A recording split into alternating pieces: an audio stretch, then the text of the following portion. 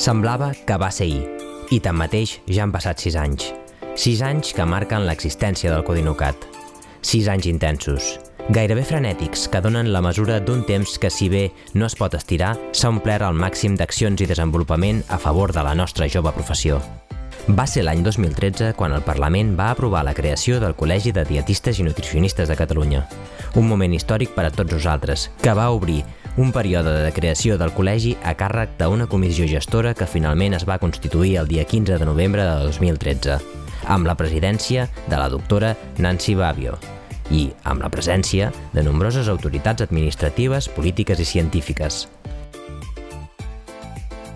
Del 2013 al 2017 han estat els anys de la primera legislatura del Codinucat, que ha estat marcada per la interposició del contenciós administratiu sobre la legalitat dels nostres estatuts. La resolució definitiva confirmava que no s'havia vulnerat el funcionament democràtic. Però aquesta no va ser l'activitat més important que va fer el col·legi durant aquests primers anys. Els objectius principals autoimposats per la Junta del Col·legi a l'inici de la legislatura van ser els següents: estrènyer els llaços amb el CatSalut i tota l'administració i signar convenis de col·laboració amb entitats científiques i associacions de malalts. La incorporació dels dietistes nutricionistes per la planificació de la nutrició enteral domiciliària, NET, en el programa NET del Servei Català de Salut. Avui ja és un fet. Elaborar el projecte EFIDINU, demostrant l'estalvi de la despesa sanitària amb la incorporació de dietistes nutricionistes en tots els nivells de l'administració sanitària.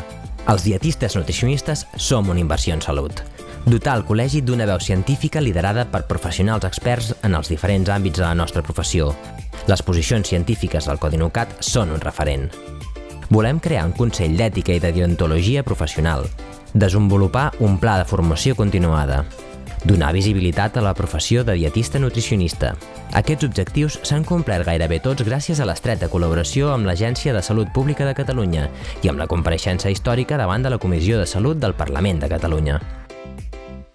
Durant aquests 6 anys, el Codinucat desenvolupa una tasca ingent de difusió a través de mitjans de comunicació amb aparicions en ràdio, premsa escrita i digital, que aporten el col·legi a convertir-se en la referència informativa sobre l'alimentació, nutrició i dietètica per tots aquells que volen abordar aquest camp amb l'aval científic i seriós que requereix un tema d'aquesta importància.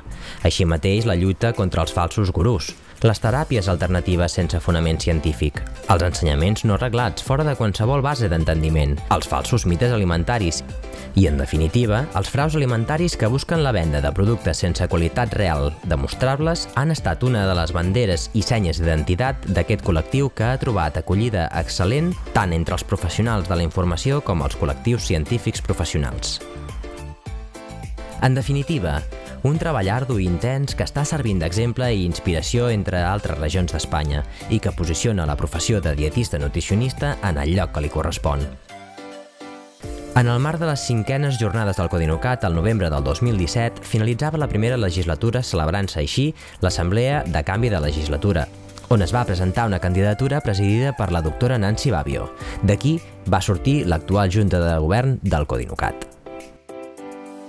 Amb aquesta nova etapa, el col·legi ha gaudit d'un gran creixement a nivell de col·legiats, sent el més nombrós de tot l'Estat, i a nivell d'aparició als mitjans de comunicació.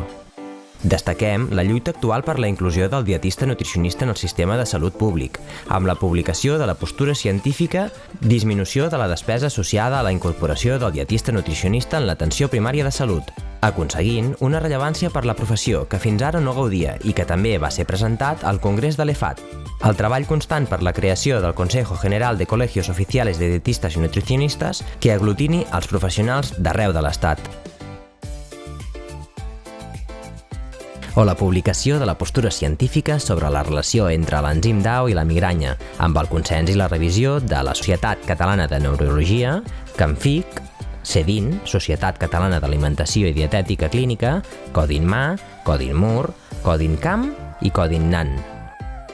Destacar també l'actualitat de la prova pilot de la recepta electrònica per facilitar el treball del dia a dia del dietista nutricionista.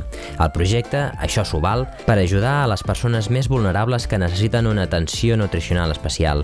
Les constants propostes de formació contínua i la qualitat, per exemple, del curs d'actualització en nutrició i diabetis, el postgrau de nutrició i dietètica aplicada a l'activitat física i l'esport, les actualitzacions en celiaquia o les xerrades sobre el nou etiquetatge nutricional Nutri-Score, aquesta última amb retransmissions directe per streaming. També el reconeixement social en la nostra professió. Durant aquest 2019, el col·lectiu de dietistes nutricionistes ha format part en el Fòrum de Diàleg Professional, Present i Futur, en el marc del sistema sanitari català. Tanmateix, aquests són només els primers passos d'un llarg camí, en el qual caldrà l'empenta de les persones que de manera desinteressada i abnegada estiguin disposades a dedicar part del seu temps. Aquell temps que a tots ens fa falta per continuar construint un col·legi professional, fort i ben situat en les institucions i davant de la societat que doni a la professió de dietista nutricionista el lloc que té per dret, per normativa, per ciència i pel bé de la salut de la societat catalana.